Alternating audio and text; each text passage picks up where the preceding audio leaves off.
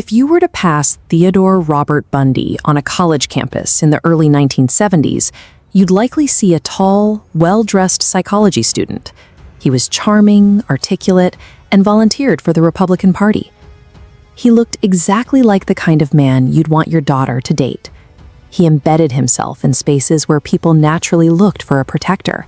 He even worked at a crisis center in Seattle, answering phones for a suicide hotline.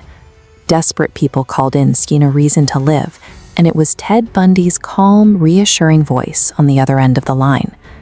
But inside his mind, a very different reality had been taking root for decades.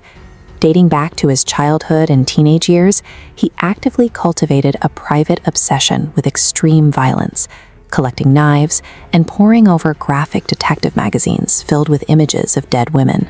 He weaponized social expectations, realizing that a polite, upper-middle-class exterior provided more cover than any shadow.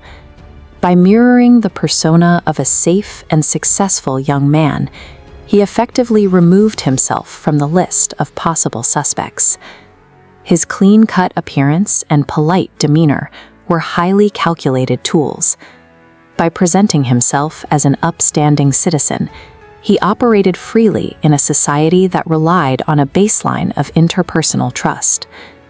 When women began vanishing across Washington and Oregon in 1974, police struggled to find a suspect. The victims shared a distinct profile: young, college-aged women, mostly wearing their long, dark hair parted down the middle. He isolated them by exploiting human empathy. He would often wear a fake cast on his arm or hobble on crutches, deliberately struggling with his belongings near his Volkswagen Beetle. When a young woman approached to offer a hand, he had them where he wanted them.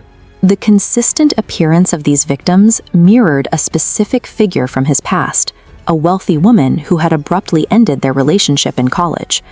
Many criminal psychologists view the specific aesthetic of his victims as evidence that each subsequent murder was an obsessive proxy strike against that original rejection. By late 1974, he moved to Salt Lake City to attend law school, and almost immediately, local women, including the 17-year-old daughter of a police chief, began to disappear. This map illustrates his second major advantage: exploiting geographic borders. He spread his crimes across Washington, Utah, and Colorado. Localized police departments rarely shared files. By crossing state lines, he scattered evidence across disconnected jurisdictions, preventing detectives from seeing the wider pattern. Because he looked perfectly ordinary and constantly kept moving, he created a massive blind spot. Isolated police forces simply didn't have the structure to track a highly mobile predator who blended seamlessly into a college campus. A routine traffic stop in August 1975 finally broke the stalemate. When a Utah highway patrolman pulled over a Volkswagen Beetle late at night, he discovered a ski mask, a pair of handcuffs, a coil of rope, and a crowbar inside. Investigators linked the contents of his car to the string of regional disappearances, leading to his extradition to stand trial in Aston, Colorado. But once inside the Pitkin County legal system, the law student made a calculated move. He chose to represent himself. Acting as his own attorney granted him special privileges. He was no longer treated as a maximum security threat. He was allowed to wear civilian clothes and was given lightly supervised access to the courthouse library to prepare his defense. Left alone in that library on June 7, 1977, he simply opened a second-story window and jumped out, disappearing into the mountains. Police recaptured him 8 days later, but returning to a cell only gave him time to plan his next exit. Over several months, he deliberately starved himself, shedding immense amounts of weight, so that on December 30th, he could squeeze through a small carved hole in his cell's ceiling and walk straight out the front door. The justice system's strict adherence to standard protocols ironically provided a mass murderer with the exact physical access he needed to set himself free. He fled to Tallahassee, Florida. Operating under aliases, using stolen credit cards, and driving stolen cars, he became completely invisible to law enforcement. Unchecked by the authorities, his violence rapidly escalated. In January 1978, he broke into the Chi Omega sorority house at Florida State University, brutally attacking 4 sleeping women in under 30 minutes. 2 of them did not survive. Weeks later, his target shifted to an even more vulnerable group. He abducted and murdered 12-year-old Kimberly Leach, taking her directly from her schoolyard in broad daylight. The terror finally ended in February.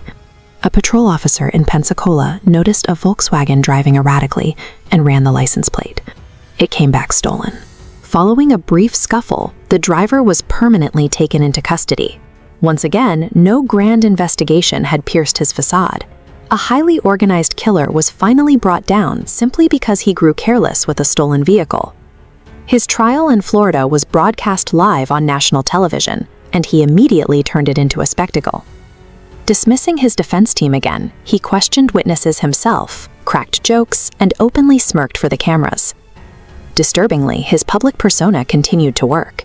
He received stacks of fan mail from women across the country, many of whom watched the proceedings and firmly stated they did not believe someone so handsome and articulate could be guilty. After receiving multiple death sentences, he spent the next decade filing appeals. In a final, desperate bid to buy time, he offered to consult with authorities on unsolved serial killer cases, trading his gruesome expertise in exchange for delays to his execution. This graphic visualizes the true, terrifying scale of his crimes. Days before his death in 1989, he formally confessed to 30 murders.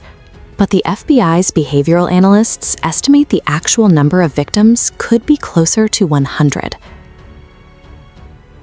Bundy proved that the most effective disguise is a handshake and a helpful demeanor. He left behind a world where normalcy itself can be the most terrifying cover